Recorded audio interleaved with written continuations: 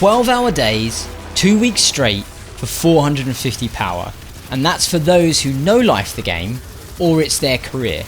But when you and I finally scrape to 450 power, Bungie rips it all back to 200 in 6 months' time. Edge of Fate isn't hard, it's hostile. Warmind.io shows campaign clears down 70%, but the bigger headline is who. Pre-made sweat stacks push ahead while solo guardians stall at the portal door. In this video, I'll not only unpack the grind wall, I'll show why it's splitting Destiny in two, and exactly what Bungie could do to bridge the gap. Edge of Fate was sold as a refreshed Destiny for new and veteran players, yet every new system screams no-lifers only.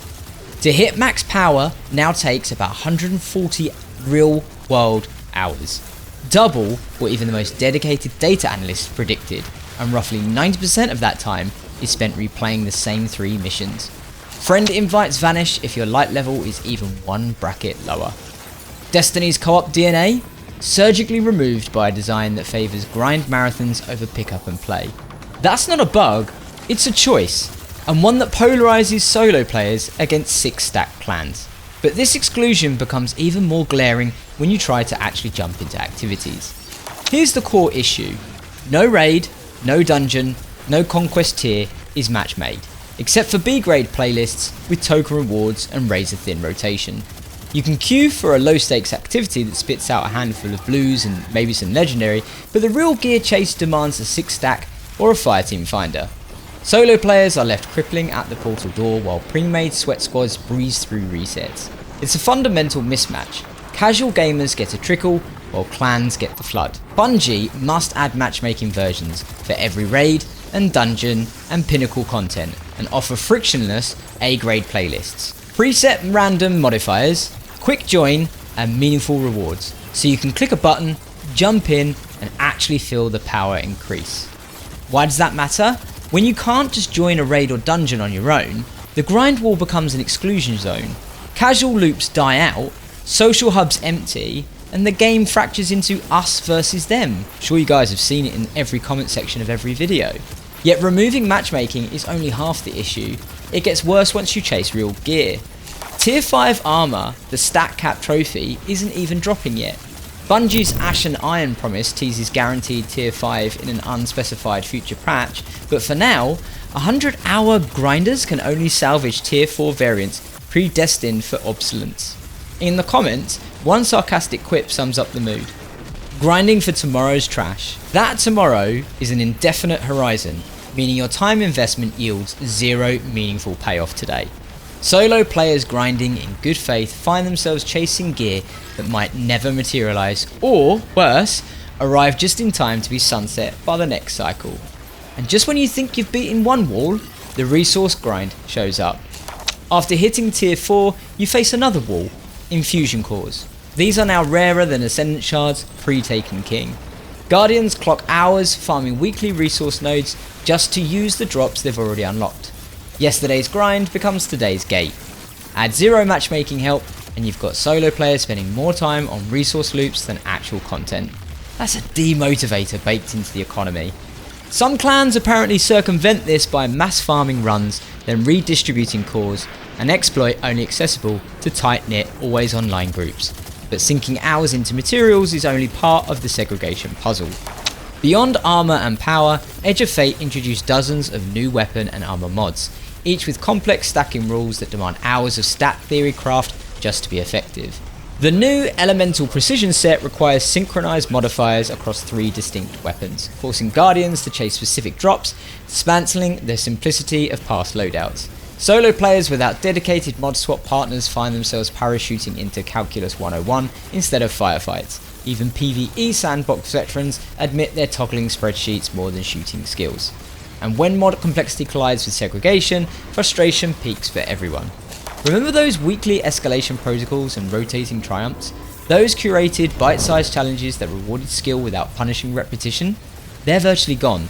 In their place, Edge of Fate slaps a single seasonal triumph track with monotonous checkpoints tied to the conquest grind. Community polls show 73% of players missed the varied endgame, side quests of previous seasons, which kept gameplay feeling fresh without demanding max level status. Now, once you've murdered a tiny set of bosses, you're either farming conquest or logging off. With the endgame shriveled, solo runs feel like a textbook grind, no narrative reward, no sense of accomplishment. Edge of Fate's hyper-focus on fixed fireteam power tiers has inadvertently fractured clans. Casual members can't join weekly raids, and multi-platform cross-play lobbies break if one console lags behind in power. Community Discord logs reveal entire clan rosters splitting into power tier silos, destroying long-standing bonds. Solo players find no pickup groups, while diehard squads gatekeep everything. Social hubs like the Tower, once bustling with mixed level interactions, now feel like gated communities. And when your social circle collapses, even the best loot loses its shine. Edge of Fate enforces a strict +10 rule for fire teams. Pair with a buddy even one bracket lower and enemies buff up, but your rewards don't. The payoff curve becomes punitive. Low power friends derail high power runs, so clans cordon off, leaving solos stranded. This mechanic bleeds community. Asynchronous leveling hardens cliques, and solo players face conquest alone, if they can even start it at all. And even the supposed social fallback, PvP, turns into another barrier. Crucible is touted as the fastest route to tier 4 drops, but only if your KD average tops 2.0 in sweat lobbies teeming with streamers.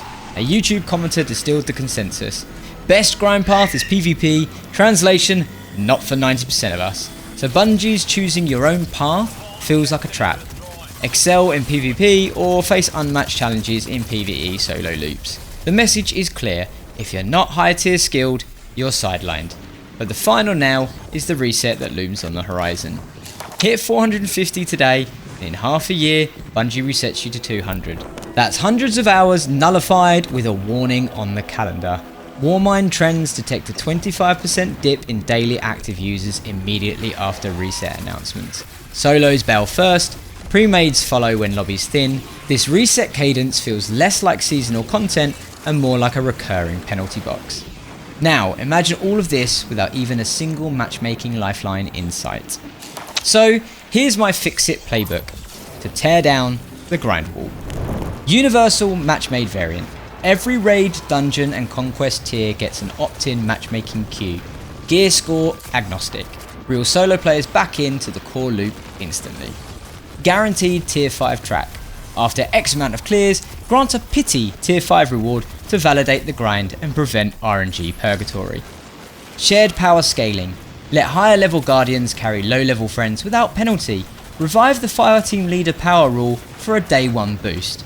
Infusion core abundance. Seed cores in weekly vendor slots and milestone rewards end the double grind trap. PvP alternative path. Equalise tier 4 drop rates across all PvE playlists so Crucible isn't mandatory progress. Soft reset system. Scale resets by offset. Example, 450 to 350 instead of a full wipe, preserving player agency. Dynamic portal rotation. Add a brand new legacy activity each reset permanently. No more 10% bottleneck. Solo shield perk.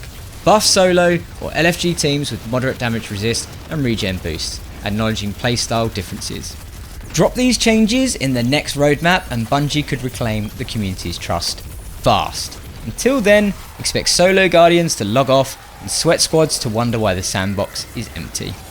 Guardians, want a destiny that respects solo runs and sweat stacks? Sub up. Or don't. Keep the feedback coming. Only numbers and voices loud enough will change the grind.